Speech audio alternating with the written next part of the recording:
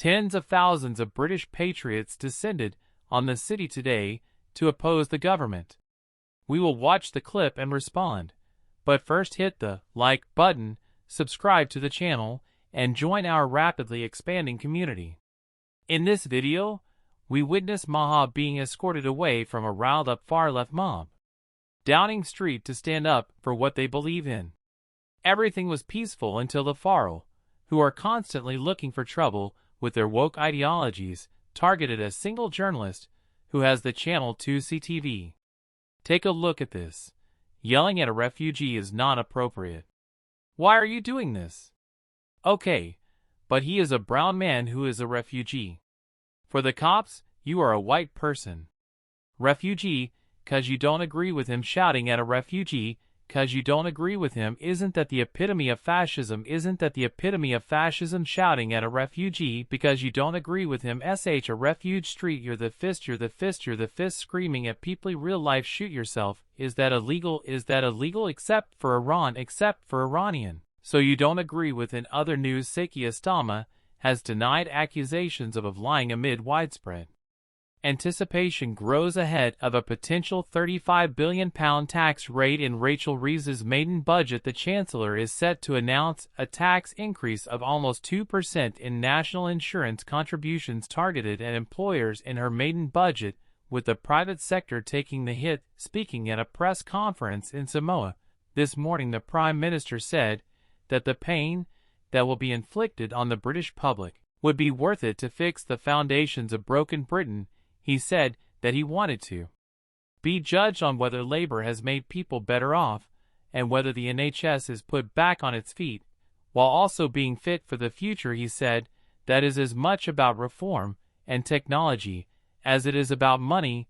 There is no investment without reform. As far as I'm concerned, during the election campaign, Labour vowed to not raise taxes on working people, specifically ruling out rises in national insurance, VAT, and income tax. Starmer had previously suggested that the term working people referred to those who attended work rather than individuals who receive income through rental properties or other assets, firmly denying that he had misled the British public. According to Starmer, we were quite transparent about the tax rises that, under any conditions, we would have to make up, and I outlined them as well as you did.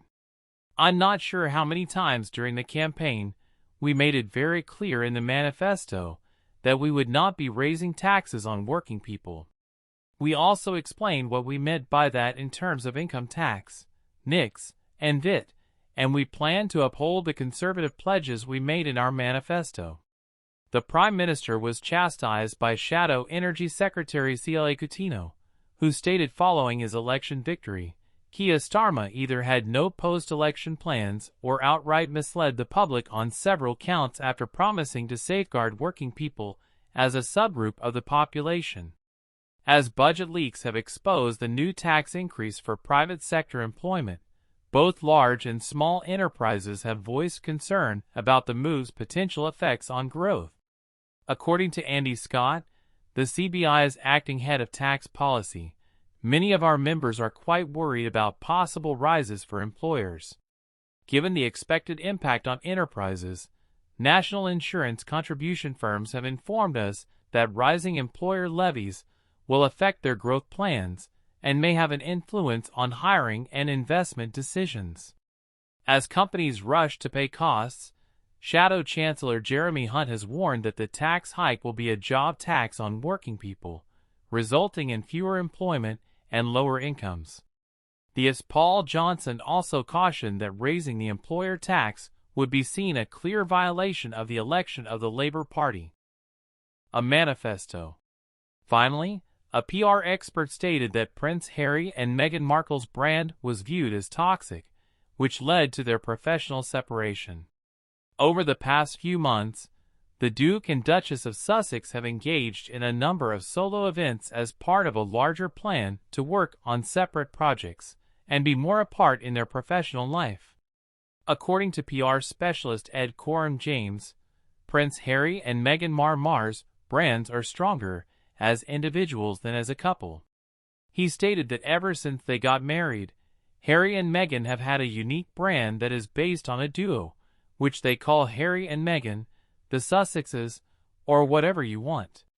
The truth is that they have been synonymous for years, and since the well-known Oprah interview in which they revealed a long-simmering feud between themselves and the other members of the royal family and effectively declared war, their brand has been steadily growing more toxic and, as a result, commercially untenable to the point where few major brands will be rushing to write them a large check based on their brand value.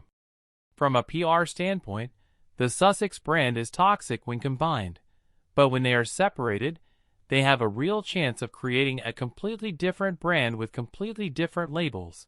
But this professional separation has raised questions about their marriage.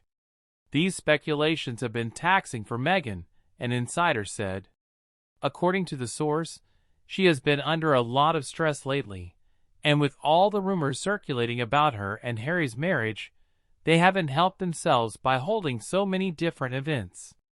However, they have decided to do this because it suits them best as a couple right now, and they both feel like they can shine at events that are meaningful to them. Last month, according to a source who spoke to The Times, Harry wants to shed the celebrity crap and rebuild his reputation by establishing himself as a significant philanthropist. The insider went on to say that the Duke does not want his previous position in the royal family to return. What do you think of the topics we covered in today's video? If you haven't already, please make sure to like this video. For more British stuff, please subscribe to the channel. Thank you, and goodbye.